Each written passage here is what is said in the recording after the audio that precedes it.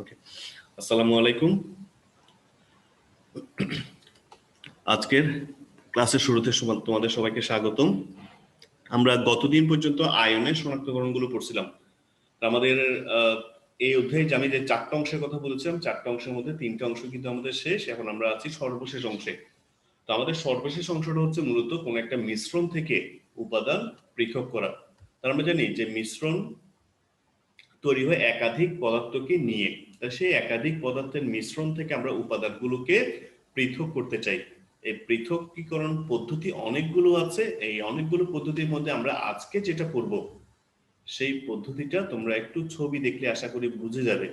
এখানে আমি 4টা ছবি দিয়েছি, একটু ছবিগুলো দিকে তাকাও, দেখে আমরা কোন পদ্ধতিটা করব, কিছু বলতে পারো কিনা? কেলাসন। Very good. কে বলছে? আইডি 120। আচ্ছা, ভেরি গুড। তা আমরা এখানে কি করছি দেখো তো, এই যে প্রথম চিত্রের মধ্যে দেখা যাচ্ছে কি কিছু দ্রবণ নিয়ে উত্তপ্ত করা হচ্ছে। উত্তপ্ত করা শেষে যখন সেটাকে ঠান্ডা করছি উত্তপ্ত দ্রবণটাকে, তখন দেখা যাচ্ছে কি ধীরে ধীরে যখন ঠান্ডা করা, এখানে 4টে স্টেপ দেখানো হয়েছে। ধীরে ধীরে যখন ঠান্ডা করা হচ্ছে, ওই কনিক্যাল ফ্লাস্কের নিচে কি জমা হচ্ছে, কিছু দানা বা কেলাস জমা হচ্ছে, যেগুলোকে পাশের ছবির মাধ্যমে দেখানো হয়েছে। তাহলে আমরা বলতে পারি যে আমাদের চিত্রগুলোর মাধ্যমে মূলত কেলাসন প্রক্রিয়াকেই দেখানো হয়েছে। তাই আমরা আজকে যেটা বলবো সেটা হচ্ছে মূলত মিশ্রণ থেকে উপাদান পৃথকীকরণের ক্ষেত্রে কেলাসন পদ্ধতি। ঠিক আছে, আমাদের আজকের পাঠ হচ্ছে কেলাসন এবং খাদ্য লবণ থেকে বিশুদ্ধ লবণের কেলাস প্রস্তুতি করা। তাহলে এখানে আজকের ক্লাসে তোমরা কেলাসন কি সেটা বলতে পারবে। কেলাসন প্রক্রিয়ার সময় আমরা হাইড্রোক্লোরিক অ্যাসিড কেন ব্যবহার করি সেটা ব্যবহার করতে পারবে, এবং খাদ্য লবণ থেকে বিশুদ্ধ লবণের কেলাস কিভাবে তৈরি করা হয়। আচ্ছা, আমরা খাদ্য লবণ কোত্থেকে পাই এটা বলতে পারবে কেউ? কেলাসটা পরে আসি, আগে খাদ্য লবণের কথা বলি। সমুদ্র লবণ থেকে। Very good. তাহলে আমাদের যে উপকূলীয় অঞ্চলের যে সকল লোক যারা বাস করে তারা কি করে, যে সাধারণত সাগরের পানিকে বাদ দেয়। সাগরের পানিকে বাদ দিয়ে অর্থাৎ সাগর অর্থাৎ নালা কেটে কি করে, প্রথমে জমিতে গর্ত করে নালা কেটে সাগরের জোয়ারের পানি আসে, জোয়ারের পানি আসার পরে ওইগুলোকে বাদ দিয়ে পানিগুলোকে আটকে ফেলে। আটকে ফেলার পর পানিগুলো সূর্যের তাপে বাষ্প হয়ে যায়। সেখান থেকে আমরা কি পাই? পানি যখন সূর্যের তাপে, সাগরের পানি যখন সূর্যের তাপে বাষ্প হয়ে যায় তখন সেক্ষেত্রে আমরা লবণ পাই। তাহলে এভাবে যে লবণগুলো আমরা পাই স্যার, সেই লবণগুলো কি বিশুদ্ধ খাওয়া যাবে ডিরেক্টলি, মানে ওখান থেকে নিয়ে খেতে পারবো না কিনা? স্যার, এগুলোর সাথে আয়োডিন অ্যাড করতে হবে। জি স্যার, ওইগুলোকে যেহেতু এগুলো স্যার সাগরের পানি থেকে আসা, নিশ্চয়ই বালি কাদা এগুলো মিক্স থাকে। বুঝছি স্যার। যেমন আমাদের রাস্তায় মাঝে মাঝে আমরা দেখি কিছু খোলা লবণ বিক্রি করে ভ্যানে করে, দেখছি ওই যে কেজি 3 টাকা 4 টাকা করে বিক্রি করে কিছু লোক। জি স্যার দেখছি। স্যার ওই লবণগুলো কি খাওয়া যাবে সরাসরি? হ্যাঁ, বলতে পারে যে অনেকে তো খাচ্ছে। হ্যাঁ খাচ্ছে স্যার, যারা নিম্ন আয়ের মানুষ তারা খেতে বাধ্য হচ্ছে, যেহেতু বেশি দাম দিয়ে তারা কিনতে পারতেছে না। তো এগুলো সরাসরি স্যার খাওয়া যাবে না, কারণ এগুলো কি স্যার ওগুলো অনেকটা অপরিচ্ছন্ন। ঠিক আছে, অপরিচ্ছন্ন বলে সেগুলোকে আমাদেরকে খাওয়ার পূর্বে অবশ্যই সেগুলোকে আগে পরিষ্কার করে নিতে হয়, এগুলোকে বিশুদ্ধ করে নিতে হয়। বিশুদ্ধ করে নেওয়ার পরে এরপরে তার সঙ্গে প্রয়োজন মতো আয়োডিন মিশিয়ে আমরা বাজারজাতকরণ করতেছি, প্যাকেটের মধ্যে দিয়ে আমরা খাচ্ছি।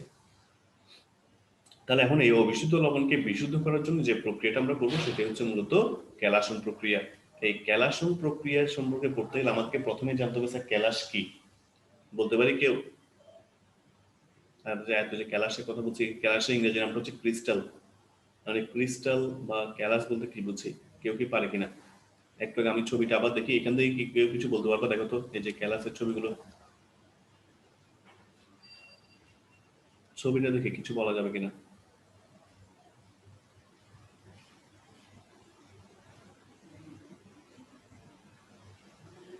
কেউ পারি না স্যার? আচ্ছা, সমস্যা নেই, আমি বলে দিচ্ছি। স্যার 5 অনুপাতে কি স্যার? 5 অনু? হ্যাঁ,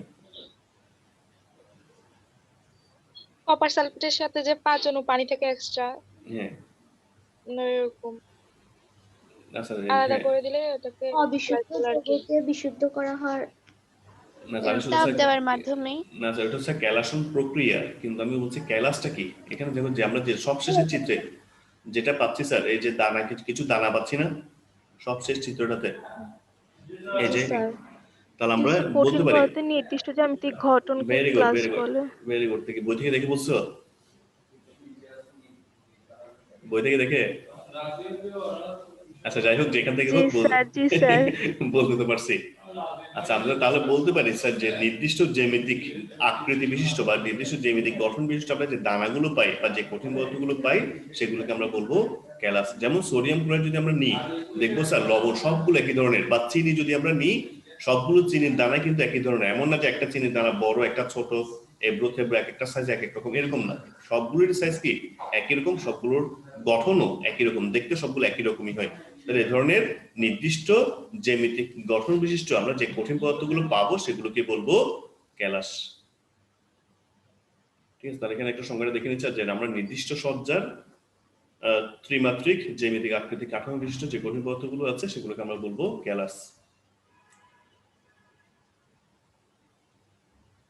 স্যার হ্যাঁ স্যার বলেন। স্যার এটা এখানে কিছুক্ষণ রাখেন, আমরা তুলে নিই স্যার।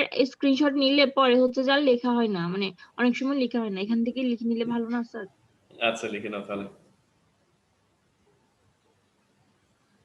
তাহলে প্রথম লাইন দুটো লিখে নাও যে নির্দিষ্ট সজ্জার ত্রিমাত্রিক জ্যামিতিক আকৃতির কাঠামো বিশিষ্ট যে কঠিন পদার্থ তাদেরকে আমরা বলবো ক্যালাস।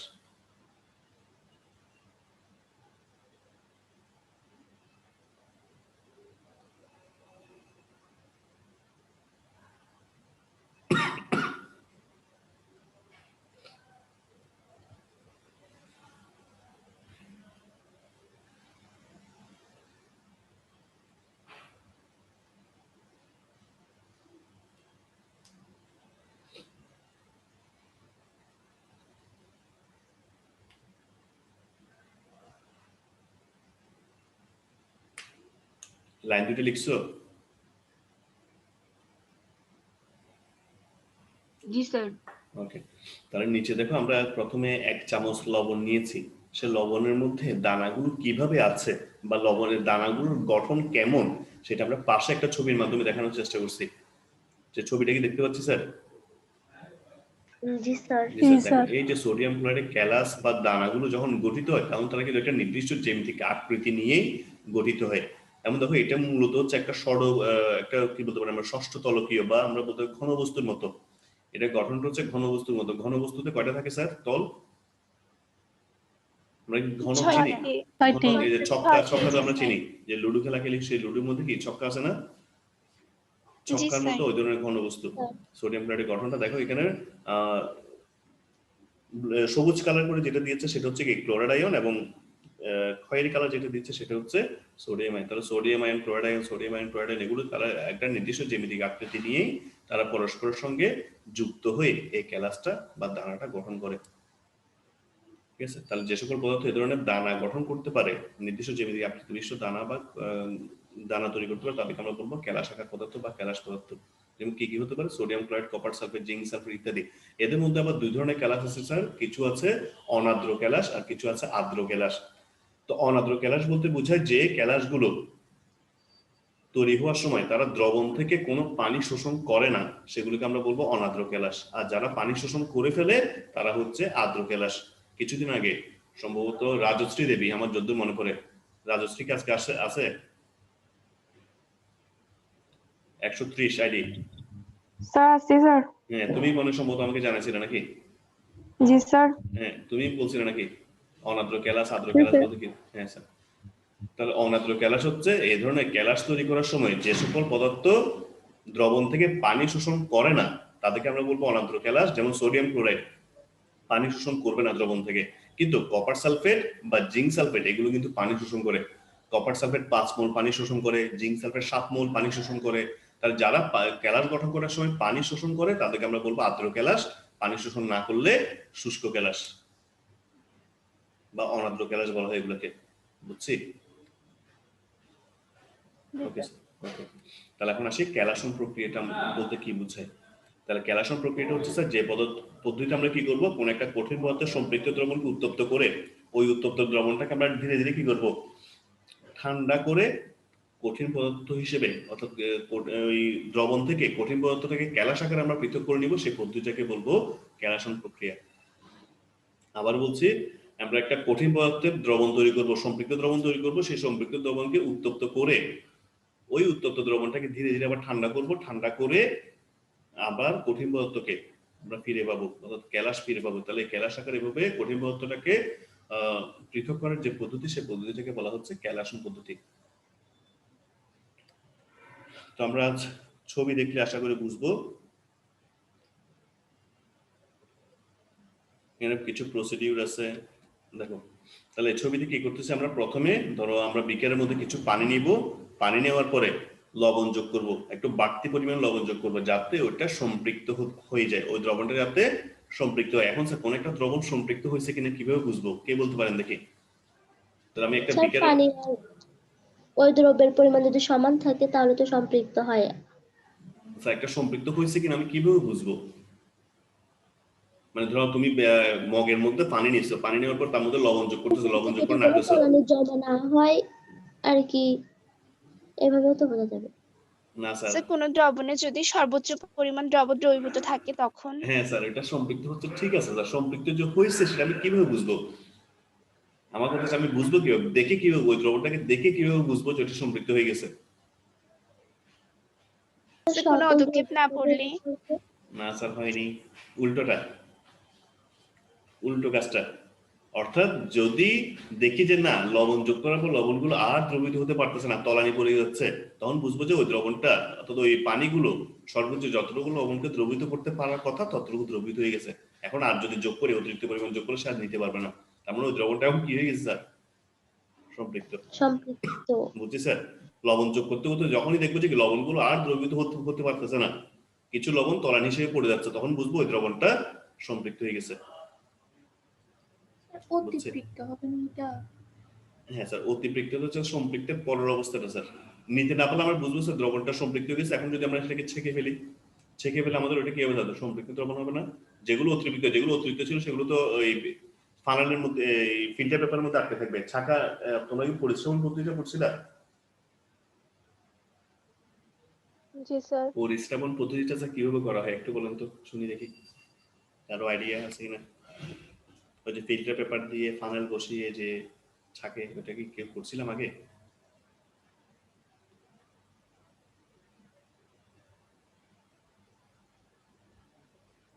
কেউ পারবো না স্যার?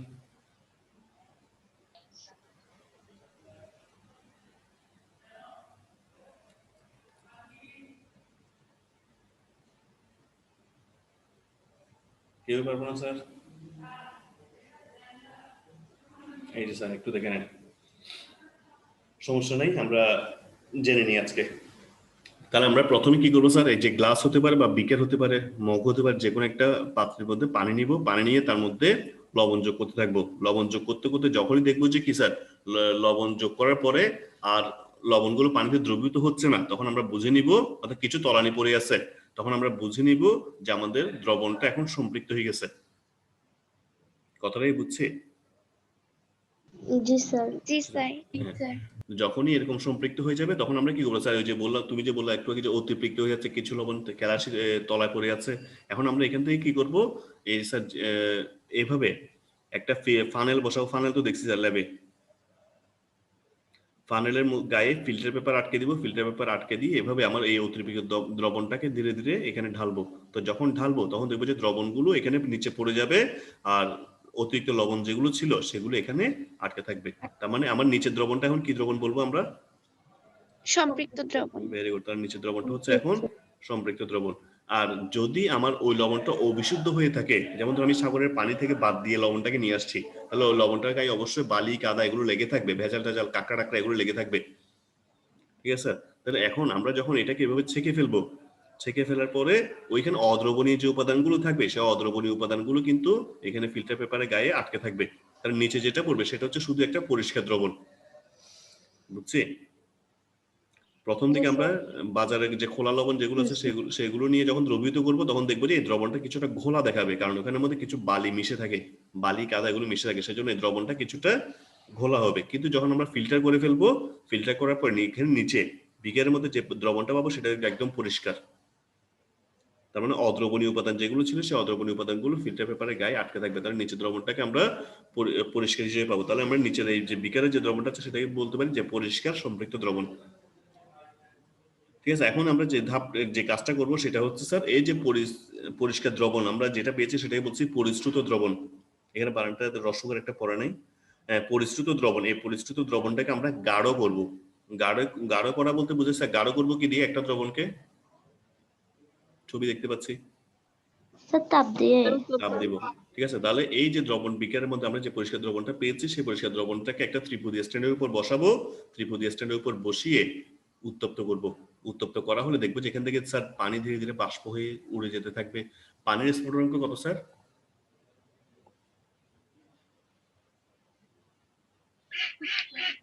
100 degree Celsius. আর লবণের স্ফুটনাঙ্ক, সোডিয়াম ক্লোরাইডের স্ফুটনাঙ্ক?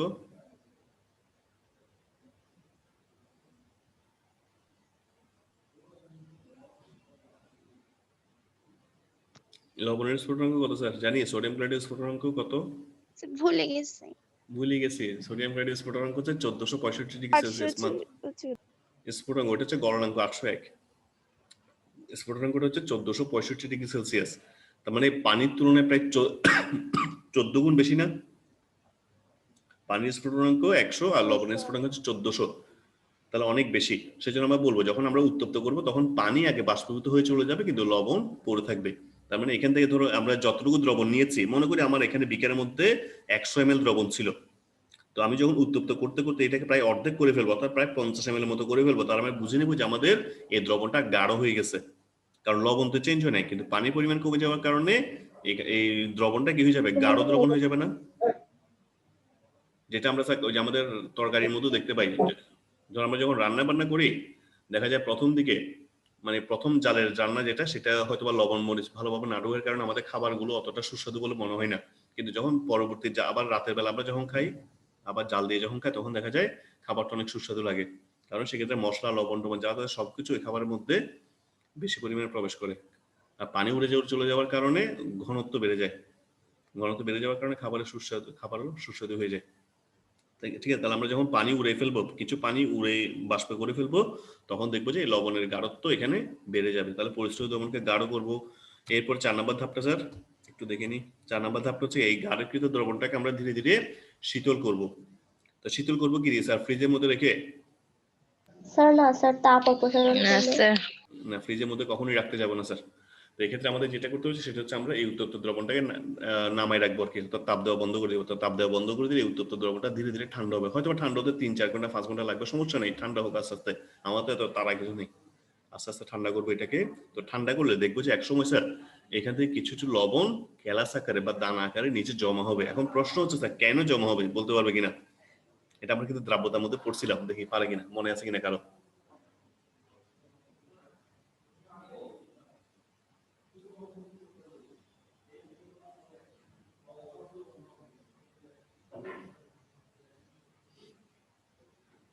কারো কি মনে আছে?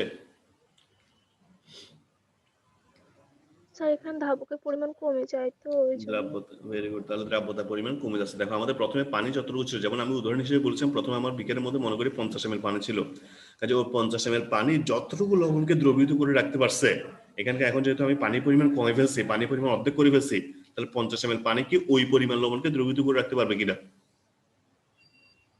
না স্যার। এই জন্য এই 50 ml পানি যতটুকু লবণকে দ্রবীভূত করে রাখতে পারবে ততটুকু তো থাকবে এখানে, বাকি যেগুলো অতিরিক্ত যেগুলো সেগুলো নিচে ধীরে ধীরে গ্যালাস আকারে জমা হয়ে যাবে। এটা দিয়ে আমরা ম্যাথও করছিলাম না, একটু উত্তপ্ত দ্রবণকে ঠান্ডা করলে কি পরিমাণ লবণ গ্যালাসিত হয়, ওটার মধ্যে। তাহলে এখানে কিছু কিছু লবণ দেখবো যে দানা আকারে বা গ্যালাস আকারে নিচে জমা হবে। আমাদের এরপরে কাজটা কি স্যার? এখানে দেখো আমরা এরপরে ঠান্ডা করার সময় কিছু সক্রিয় কার্বন এখানে যোগ করব। সক্রিয় কার্বন বলতে মূলত বোঝানো হয় ওই যে চারকোলের গুঁড়া। চারকোল বলতে বুঝে যে আমরা মূলত ওই যে আমরা এই যে কাঠ পোড়াই, কয়লা পোড়াই না, কয়লা পোড়াই যে ইয়াটা পাই আর কি, আমরা অবশেষ যেটা পাই, ছাই যেটা পাই, সেই ছাইটাকে বলা হয় চারকোল। এই চারকোলটাকে বলছি আমরা সক্রিয় কার্বন। সক্রিয় কার্বন বলার কারণ হচ্ছে স্যার এই যে জানি না স্যার এখন 10:30 শেষ হলো, কিছু নেই, আপনি কিছু বলেন। কলেজ থেকে একটা শীট দিছে না, ওইগুলো আছে, ওগুলো তো আছে, ঠিক আছে। তাহলে আজকে কয়টা? 10:30 চলো, আমি তো এমনি রিটার্ন দিব, আপনি আপনার কাজটা ওই আমার ফ্রেন্ডকে দিয়ে চলে আসবো, আশা করি হয়ে যাবে। আচ্ছা। তাহলে সক্রিয় কার্বন বলতে বোঝাচ্ছে মূলত ওই চারকোল গুলো যেগুলো কি করে স্যার, এগুলো হচ্ছে স্যার সাধারণত শোষক হিসেবে ব্যবহার করা হয়, অ্যাবজর্বেন্ট বলে এগুলোকে, শোষক। অর্থাৎ এগুলো ক্যালাস জমা হতে সাহায্য করবে, এগুলো দ্রুত ক্যালাস জমা হতে সাহায্য করে সক্রিয় কার্বন গুলো, অর্থাৎ দ্রবণ থেকে তারা ওই ক্যালাস গুলোকে শোষণ করে ফেলে, দ্রুত ক্যালাস জমা হতে সাহায্য করে। এই জন্যই আমরা সক্রিয় কার্বনটাকে ব্যবহার করব। এরপর হচ্ছে তার ক্যালাসটাকে পৃথক করা এবং শুষ্ক করা। আমরা এখানে ক্যালাসগুলো সাধারণত বিকারের কোন দিকে পাবো স্যার? ক্যালাসগুলো নিচের দিকে না? জি স্যার। হ্যাঁ, নিচের জি, দিকে স্যার। ক্যালাসগুলো জমা হবে। এখন আমাদের কাজ হচ্ছে কি দ্রবণ থেকে এই ক্যালাসগুলোকে পৃথক করে নেওয়া। তো পৃথক করে নেওয়ার জন্য আবার সেই আগের মতো দেখো আমাদের 2 নম্বর ধাপ ফিল্টার, এবারে ফিল্ট্রেশন করবো আমরা। ফিল্ট্রেশন করা হলে আমাদের ওই ফিল্টার পেপারে গায়ে ক্যালাসগুলো আটকে থাকবে। তো এখানে যেটা দিয়েছে স্যার সেটাও আরেকটা পদ্ধতি, যেটা হচ্ছে কেমিক্যাল প্রসেস। এটা আমাদের ল্যাবের মধ্যে, ভার্সিটিতে ল্যাবের মধ্যে করেছিলাম। সেটা হচ্ছে আমাদের এই যে ক্যালাসগুলো আছে সেই ক্যালাসগুলোকে আমরা সাকশন করি। সাকশন করলে পানিগুলো ধীরে ধীরে অপসারিত হয়ে যায়। এটাও এক ধরনের ফিল্টারিং প্রসেস আর কি। ওইটাতে আমরা ফিল্টার পেপার দিয়ে করছি, আর এখানে ফিল্টার পেপার দিয়ে না করে একটা পাম্পের সাহায্যে করা হচ্ছে, সাকশন পাম্প দিয়ে করা হচ্ছে। সাকশন পাম্প দিয়ে ওই যে এখানকার ক্যালাসের মধ্যে যে পানিগুলো থাকে পানিগুলোকে শোষণ করে ফেলা হয়, যে পানিগুলো ধীরে ধীরে নিচে পড়ে যাবে, আর ওই শুষ্ক ক্যালাসগুলো এই বিকারের মধ্যে পড়ে থাকবে। বা এগুলোকে আরেকটা নাম আছে, এগুলোকে বলা হয়,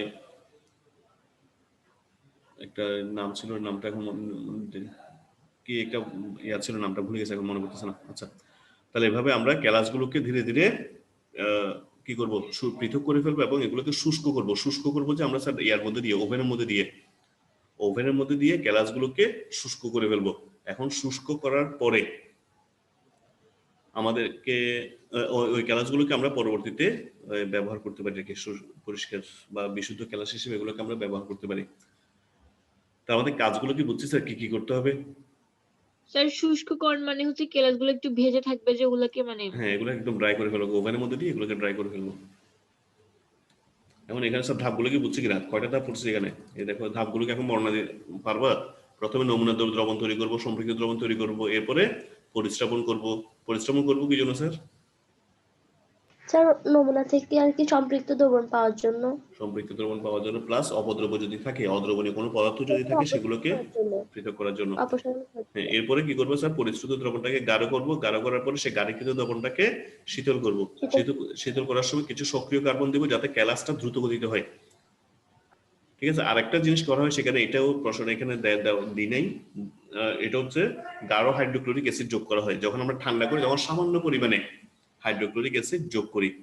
কেন যোগ করতে সেটা বর্ণনাটা একটু পরে আসছে। তাহলে হাইড্রোক্লোরিক অ্যাসিড যোগ করার পর দেখবো যে ক্যালাসগুলো দ্রুত হচ্ছে। তাহলে আমাদের টার্গেট হচ্ছে কি দ্রুত প্রক্রিয়ায় ক্যালাস পাওয়া। কারণ দেখা যায় যদি আমরা এভাবে নর্মাল প্রসেসে যদি ক্যালাস পেতে চাই তাহলে আমাদের 3-4 দিন, 1 সপ্তাহ পর্যন্ত সময় লেগে যায় ক্যালাস জমা হতে। এই জন্য এই কাজটাকে একটু এগিয়ে নেওয়ার জন্য, একটু দ্রুত গতিতে করার জন্য মূলত আমরা সক্রিয় কার্বন এবং গাঢ় হাইড্রোক্লোরিক অ্যাসিড এগুলো ব্যবহার করব, ক্যালাসটা যাতে একটু দ্রুত হয়। তো এটাকে ঠান্ডা করবো, ঠান্ডা করার পরে যে ক্যালাসগুলো পাবো সেগুলোকে পৃথক করবো, পৃথক করার পরে সেগুলোকে শুষ্ক করে ফেলবো, শুষ্ক করে আমরা ব্যবহার করতে পারবো। তাহলে এগুলো হচ্ছে ক্যালাসন প্রক্রিয়ার ধাপ।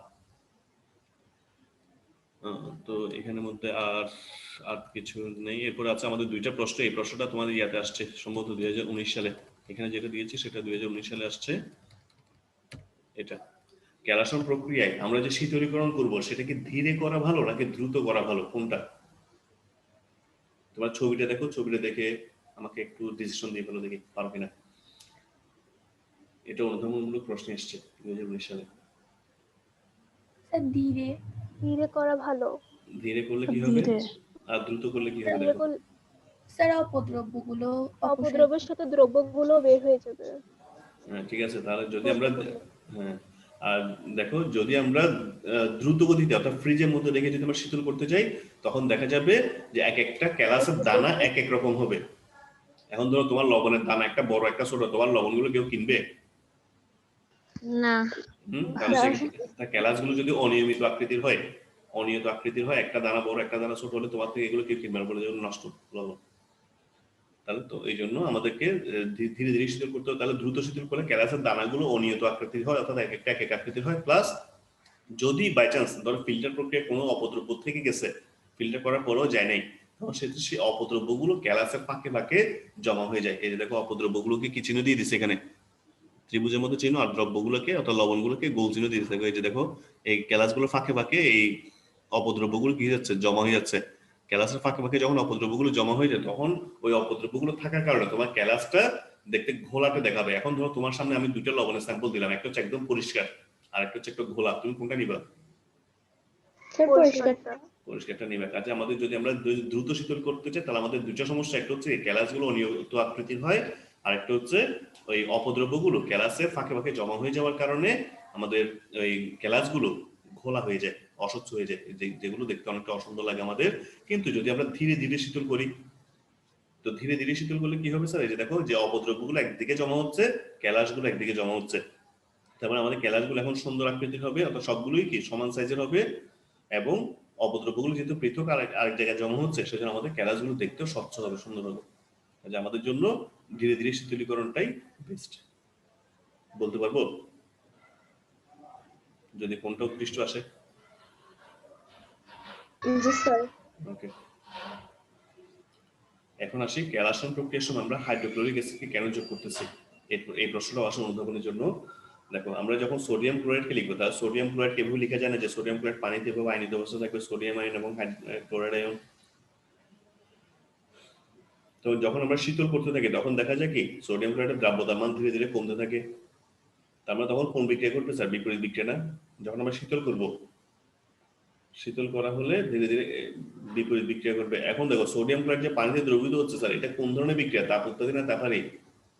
কে পারে দেখি? সোডিয়াম ক্লোরাইড পানিতে দ্রবীভূত হলে এটা কোন ধরনের বিক্রিয়া বলে? তাপ উৎপাদী না তাপহারী?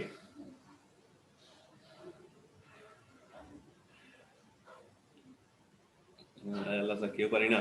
আমরা যখন স্যালাইন বানাই, স্যালাইন গুলো কি ঠান্ডা হয় না গরম হয়? ঠান্ডা। তাপহারী বিক্রিয়া। এটা তো বলতে পারি যে আমরা যখন লবণকে যখন পানিতে দ্রবীভূত করি তখন ওই বিক্রিয়াটা হচ্ছে তাপহারী বিক্রিয়া। ঠিক আছে, তো তাপহারী বিক্রিয়ার ক্ষেত্রে যদি আমরা তাপমাত্রা কমাই তাহলে বিক্রিয়া কোন দিকে যাবে? সামনে না পেছনে? পেছনে। পেছনের দিকে, অর্থাৎ বিপরীত বিক্রিয়াটা ঘটে। সামনের অবস্থানটা যেহেতু বিপরীত দিকে সরে যায় এই জন্য বিপরীত বিক্রিয়া ঘটবে। বিপরীত বিক্রিয়া ঘটা মানে হচ্ছে থাকে এই আয়নগুলো যুক্ত হয়ে কঠিন লবণে পরিণত হবে। এই জন্য আমরা বলবো যখন ঠান্ডা করা হয় তখন সোডিয়াম ক্লোরাইডের দ্রাব্যতার মান কমে যায়। এখন আমরা যখন হাইড্রোক্লোরিক অ্যাসিড যোগ করি তখন দেখা যায় আমাদের দ্রবণের মধ্যে কোনটার পরিমাণ বাড়বে স্যার? কোন আয়নের পরিমাণ বাড়বে? ক্লোরিনের পরিমাণ বাড়বে। তাহলে ক্লোরিন এমনিতে দেখো সোডিয়াম ক্লোরাইডের দ্রাব্যতা গুণফলটা কিন্তু অনেক বেশি। তো দ্রাব্যতা গুণফল বেশি হলে কি স্যার তার দ্রাব্যতাটা বেশি সহজে সে ক্যালাসিত হতে চায় না। যখন আমরা তার সঙ্গে হাইড্রোক্লোরিক অ্যাসিড যোগ করব, হাইড্রোক্লোরিক অ্যাসিড যোগ করার কারণে মিশ্রণের মধ্যে ক্লোরিনের পরিমাণটা বেড়ে যাবে। ক্লোরাইডের পরিমাণ বাড়লে এই সোডিয়াম ক্লোরাইডের যে উপরে বিক্রিয়াটা আমরা দিচ্ছি সেই বিক্রিয়ার সাম্যাবস্থাটা নষ্ট হয়ে যাবে। কাজে তখন এখানকার ক্লোরাইড আয়ন এবং সোডিয়াম আয়নের যে আয়নিক গুণফল সেই আয়নিক গুণফলটা দ্রাব্যতা গুণফল চেয়ে বেশি হয়ে যায় বলে বিপরীত বিক্রিয়া ঘটে ক্যালাসনটা দ্রুত গতিতে হয়। আবারও বলছি, এমনিতে সোডিয়াম ক্লোরাইডের দ্রাব্যতা গুণফলটা বেশি, দ্রাব্যতা গুণফল বেশি হওয়ার কারণে এটা কিন্তু সহজে ক্যালাসিত হয় না। আয়নিক গুণফলের চেয়ে দ্রাব্যতা গুণফলের মানটা বেশি হয়। এখন যখন আমরা হাইড্রোক্লোরিক অ্যাসিড যোগ করব, হাইড্রোক্লোরিক অ্যাসিড যোগ করা হলে স্যার হাইড্রোক্লোরিক অ্যাসিডে যে ক্লোরিন আসবে সেই ক্লোরিন এখানকার সোডিয়াম আর ক্লোরিনের সাথে মিশে যাওয়ার কারণে তোমার মিশ্রণের মধ্যে ক্লোরাইড আয়নের ঘনমাত্রা বেড়ে যাবে। আর ক্লোরাইড আয়নের ঘনমাত্রা বাড়ার কারণে সোডিয়াম ক্লোরাইডের যে আয়নিক গুণফল সেই আয়নিক গুণফলটা তখন দ্রাব্যতা গুণফলের চেয়ে বেড়ে যায়। আয়নিক গুণফল দ্রাব্যতা গুণফলের চেয়ে বেড়ে যাওয়ার কারণে সোডিয়াম ক্লোরাইড ক্যালাস আকারে জমা হয়। বুঝছি? কাজে আমাদের ক্যালাসন প্রক্রিয়াটা একটু দ্রুত গতিতে করার জন্য মূলত আমরা হাইড্রোক্লোরিক অ্যাসিড যোগ করতেছি। লিখতে পারবো কিনা এটা? আয়নিক গুণফলের মান বেড়ে যাওয়ার কারণে কেন জমা হয় সোডিয়াম ক্লোরাইড ক্যালাস আকারে? আয়নিক গুণফল দ্রাব্যতা গুণফল চেয়ে যখন বেড়ে যায় তখন কি হয় স্যার? অদক্ষেপ পড়ে না? জি স্যার। ক্লোরিন যুক্ত হওয়ার কারণে সোডিয়াম ক্লোরাইডের আয়নিক গুণফল তার দ্রাব্যতা গুণফলের চেয়ে বেশি হয়ে যায়। এই জন্য সোডিয়াম ক্লোরাইডের ক্যালাসনটা একটু দ্রুত গতিতে হয়। স্যার এখানে সময়নের প্রভাবের কথা কি বলা যাবে? হ্যাঁ, অবশ্যই সময়ের প্রভাবের কথা বলবো। যদি বলা হয় আর কি ক্লোরিন সময়নের প্রভাবে দ্রাবতার মান যখন কমে যাচ্ছে তখন তো এমনিতে অদক্ষেপ পড়বে, হ্যাঁ, এটা উল্লেখ করা যাবে? হ্যাঁ এটা বলা যাবে। লাস্ট সাথে নিজে তুমি এটা বলতে পারো বিপরীত বিক্রিয়া ঘটার কারণে অদক্ষেপ করবে। তো সর্বশেষ এটা অবশ্যই তোমাদের দেখবে যে বইতে ওই ব্যবহারিক একটা আছে সোডিয়াম ক্লোরাইডের ক্যালাস তৈরি, সেখানের মধ্যে আছে ক্যালাসের শতকরা হিসাব করা। এটা এমনি লাগে না, দেখো আমাদের মূলত প্রসেস যদি আসে অতটুকু মধ্যে আসবে, প্রশ্ন আসলে এর মধ্যে আসে। সোডিয়াম ক্লোরাইডে ক্যালসিয়ামের সময় আমরা হাইড্রোক্লোরিক অ্যাসিড যোগ করি কেন এতটুকু মধ্যে আসে, এখন বইতে এই হিসাবটা দেওয়া আছে সেজন্য আমি এটাকে লিখছি আর কি। দেখো যদি আমাদের শতকরা পরিমাণ হিসাব করতে হয় তখন আমরা কি করব, যে x2 divide by x1 into 100, তাহলে x1 টা হচ্ছে কি শুষ্ক অবিশুদ্ধ নমুনা লবণের ভর, আর এটা হচ্ছে x2 টা হচ্ছে বিশুদ্ধ লবণের ক্যালসিয়াম লবণের ভর। অর্থাৎ আমরা কতটুকু লবণ নিয়েছি নমুনা হিসেবে, কতটুকু লবণ নিয়েছি অবিশুদ্ধ সেটা হচ্ছে x1, আর কতটুকু ক্যালাস পাচ্ছি সেটা হচ্ছে আমার x2। তাহলে x2 কে x1 দিয়ে ভাগ করে তার শতকরা প্রকাশ করে সেটাকে আমরা বলবো ক্যালাসের শতকরা পরিমাণ। যেমন ধরো তুমি লবণ নিয়েছো 30 গ্রাম, অবিশুদ্ধ লবণ নিয়েছো 30 গ্রাম, সেখানে তুমি ক্যালাস পাচ্ছ 20 গ্রাম, তাহলে 20 কে 30 দিয়ে ভাগ করে শতকরা প্রকাশ করলে সেটা হচ্ছে এই ক্যালাসের শতকরা পরিমাণ। বুঝছি? জি স্যার। ওকে, তাহলে এটা বইতে আছে বলি নেও আর কি। এখানে একটা উদাহরণ দিয়ে দেখার চেষ্টা করছি একটা ক্যালাসের শতকরা পরিমাণ হিসাব করার জন্য। আশা করি এই উদাহরণটা বুঝতেছো। দেখো তো পারবা এটা?